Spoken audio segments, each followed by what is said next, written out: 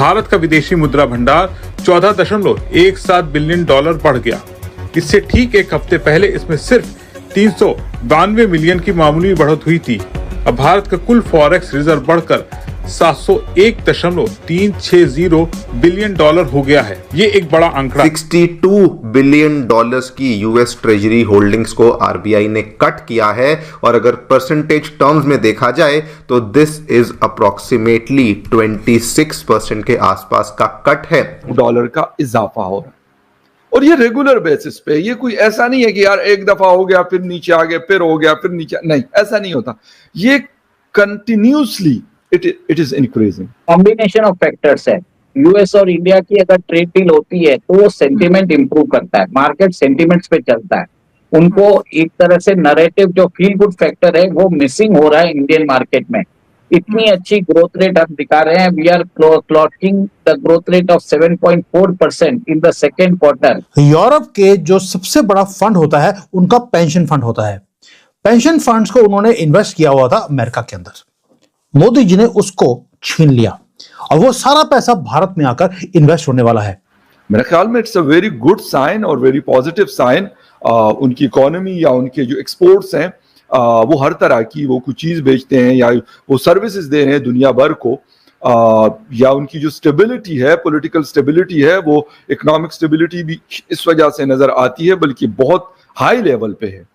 ये बता रहा हूं कि सेंटिमेंट्स इंप्रूव करने की जरूरत है, कलेक्टिव स्टेप्स लेने की जरूरत है। आपके पास रिसोर्सेस है, रिसोर्सेस को एक्सट्रैक्शन करिए। आप अपने टैक्स जो स्ट्रक्चर है उसको रैशनलाइज करिए, और आप ये भी देखिए कि HNI जो छोड़ के जा रहे हैं उनको कैसे रोका जाए। आपको क्या लगता है, दुनिया की सबसे ताकतवर इकोनॉमी को कोई चुपचाप हिला सकता है? आज जो आप सुनने वाले हैं वो सिर्फ एक खबर नहीं बल्कि ग्लोबल फाइनेंस का गेम चेंजर है। रिजर्व बैंक ऑफ इंडिया ने बिना शोर मचाए अमेरिका के अरबों डॉलर के ट्रेजरी बॉन्ड्स बेच दिए, और यही वजह है कि वॉशिंगटन से लेकर वॉल स्ट्रीट तक हलचल मच गई। लेकिन असली झटका यहां नहीं है। बॉन्ड्स बेचने के बाद भी भारत का फॉरेक्स रिजर्व घटा नहीं बल्कि बढ़ गया। सवाल यह है कि आरबीआई ने ऐसा कैसे किया, और क्या यह डॉलर पर निर्भरता खत्म करने की शुरुआत है? असली खेल अब। ज्यादा फॉरेक्स रिजर्व का मतलब देश की करेंसी ज्यादा मजबूत, विदेशी निवेशकों का भरोसा, आयात का भुगतान आसानी से, संकट के वक्त सुरक्षा कवच। सरल शब्दों में कहें तो फॉरेक्स रिजर्व देश की आर्थिक ढाल होता है, और ये रेगुलर बेसिस पे। ये कोई ऐसा नहीं है कि यार एक दफा हो गया फिर नीचे आ गया, फिर हो गया फिर नीचे, नहीं, ऐसा नहीं होता। ये कंटिन्यूसली इट इज इंक्रीजिंग। मेरे ख्याल में it's a very good sign और वेरी पॉजिटिव साइन। उनकी इकोनॉमी या उनके जो एक्सपोर्ट्स हैं वो हर तरह की, वो कुछ चीज बेचते हैं या वो सर्विसेज दे रहे हैं दुनिया भर को, या उनकी जो स्टेबिलिटी है, पॉलिटिकल स्टेबिलिटी है, वो इकोनॉमिक स्टेबिलिटी भी इस वजह से नजर आती है, बल्कि बहुत हाई लेवल पे है।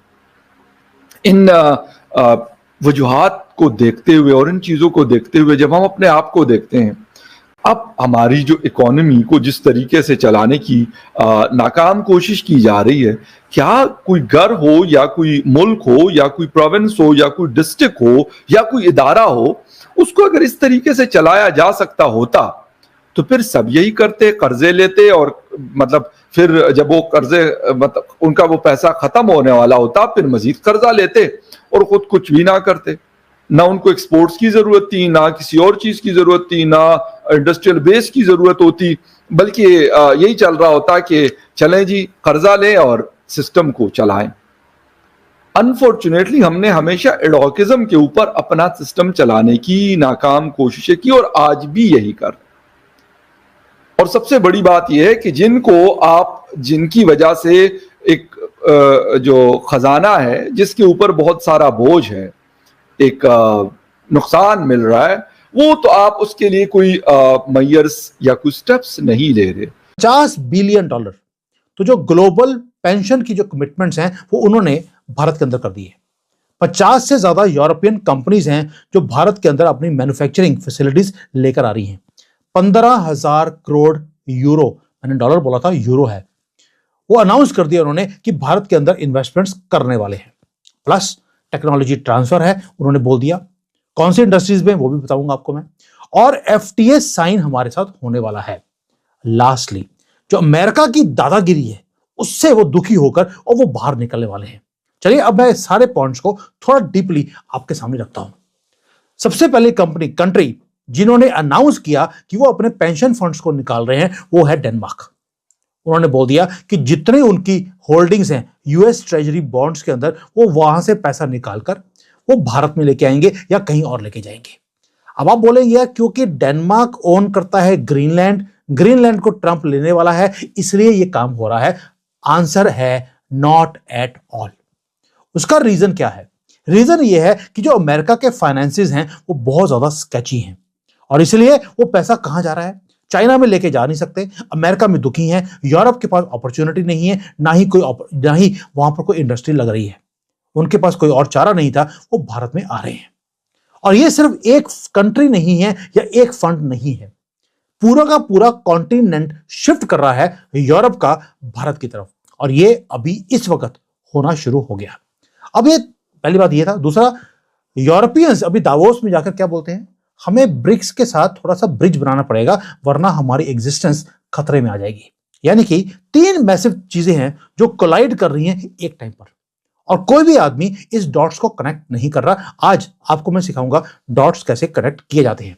पहला, जो यूरोपियन यूनियन का पेंशन फंड है वो क्वाइटली एग्जिट करना शुरू हो गया USA की सिक्योरिटी में से। एंड हम कितने अमाउंट की बात कर रहे हैं? यूरोप का जो बिगेस्ट इन्वेस्टमेंट फंड है वो है इनका पेंशन का fund. We are talking of hundreds and hundreds of billions of dollars। वो ऑलरेडी उन्होंने शिफ्ट करना शुरू कर दिया है अमेरिका से।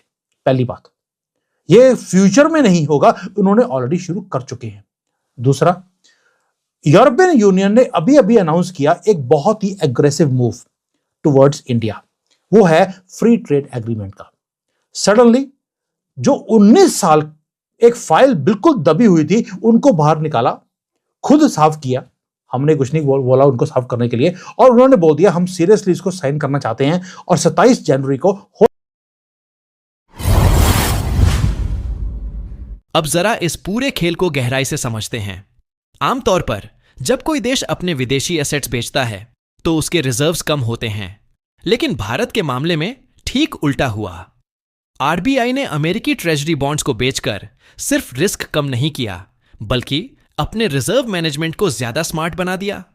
असल में भारत ने डॉलर्स को छोड़कर एसेट्स डाइवर्सिफाई करने की रणनीति अपनाई है जिसमें गोल्ड की हिस्सेदारी तेजी से बढ़ी है।